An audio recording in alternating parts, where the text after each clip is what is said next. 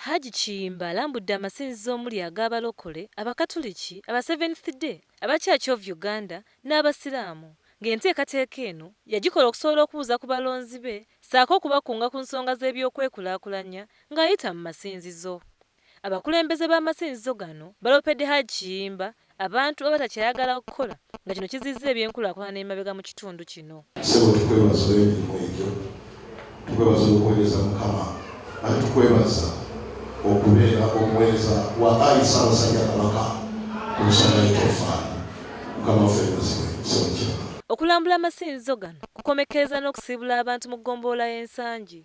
Sheikh Abdallah Ssemambo wano waasinzidde n'ategeeza nti kikyamu nnyo okusiiga bannaabwe enziro olw'ebyobufuzi era ng'ategeezezza nti Katonda waakubalamula.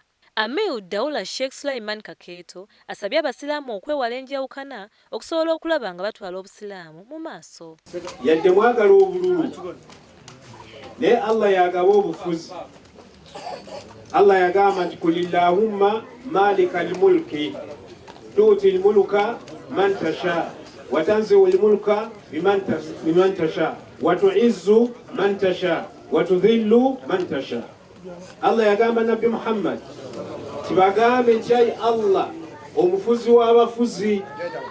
Ate ye ssentebe Haji Kiyimba ategeezezza nti ye ng'omukulembeze w'abantu kyali kimukakatako okulambula abantu nga tafuddeyo ku ddiini ki gye basoma.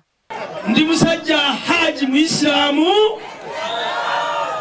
nga nkulembera abatuuze b'ensangi bonna omuli abasiraamu n'abatali basiraamu.